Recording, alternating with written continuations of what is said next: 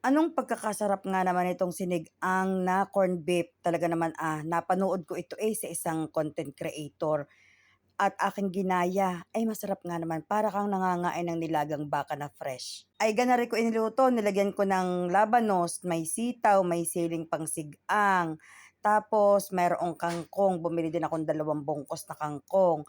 May kaunti pa akong okrang nasa ref, ilalagay ko na rin. At syempre, ito lamang talaga ang meron dito, Pure Foods na corned beef. Ginisa ko muna ang bawang at sibuyas dahil yan naman ay nagpapasarap talaga sa sinigang. Ginisa ko siya sa kaunting olive oil dahil naubusan na ako ng normal na mantika. Inilagay ko na ang ating kamatis mga kaulam at talaga namang amoy palaang ng kamatis, sibuyas at bawang ay pwede na nating pang-ulam. Yan nga'y pwede na basta sawsaw laang sa tuyo. Talaga namang gayong katindi ang ating panlasa. Ako nga yata'y ipinaglihi sa bitchin. Pag nagisa natin ang ating bawang sibuyas mga kaulam at medyo luto na, ilagay muna ninyo ang labanos. Dahil ang labanos medyo matataba ng kaunti ang aking gayat. Mahirap pag manipis madaling madurog, ay di aking tinabaan ng kaunti o yung medyo makapal. Halo-haluin lang ng kaunti at nang sumama ang lasa.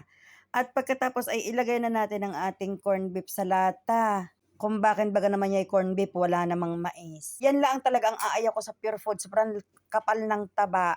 Tapos tinimplahan ko na ng asin. At pagkatapos ay nilagyan ko naman ng paminta para mas lalong masarap ang lasa niya. Nilagyan ko na rin ng tubig na tamang-tama lamang ang kanyang sukat sa gusto kong yung hindi masyadong malabnaw. Ayan, kaunti lang ang tubig ang aking inilagay.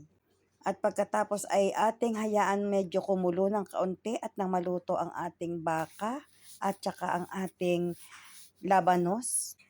Pag ganyan, titimplahan na natin ang kanyang lasa para kung ilalagay na natin ang kanyang mga gulay, at least may lasa na. Ang kagalingan laang talaga'y luto na rin ng aking basmati rice na pagkasarap naman talaga iyan. Tapos luto na rin ang ulam ng aking asawa. Yung yan ay tanigi na Arabic style naman ang luto. Yan, nilagyan ko ng maraming sibuyas, bawang, kamatis din. Ari atin ang lagyan ng sili. Talaga namang mga kaulam, nung nalagyan ko ng sili, isang kulo pa lamang anong pagkabango. Talagang amoy pala ay ulam na eh. Ay siya'y atin ang i-adjust ang lasa at nang magkaintindihan na. Dahil ari na may ang susunod din igulay na at nang tapos na agad. Nasa sa inyo yan kung anong mga gulay ang gusto ninyo. Basta iyan, nilagyan ko ng labanos, ng sitaw, ng okra, ng kangkong. Tapos ang ipinampaasim ko diyan ay yung mamasita na, hindi siya mamasita, yung nor na gabi, yung sinigang sa sampalok na may gabi. At talaga namang solid din naman ang asim. Pag ako talaga ay nagsisigang ng isda, ang nilalagay ko ay kamatis at kalamyas na tuyo. Pero dahil hindi naman yan isda, ang inilagay ko na lamang ay yung pampaasim na binibili talaga sa supermarket. Gayaan lamang kasimple ang aking sinigang na corned beef. Gayaan lang, dinamihan ko lang ng gulay dahil yan naman talaga din ang nagpapasarap diyan. Pero ang payo ko sa inyo, kung kayo ay magluluto ng sinigang na corned beef, pipiliin ninyo yung corned beef na chunky, yung malalaki ang hiwa. Dito sa Dubai iwala dito ay Pure Foods lamang at saka Argentina, ayaw ko naman ng Argentina.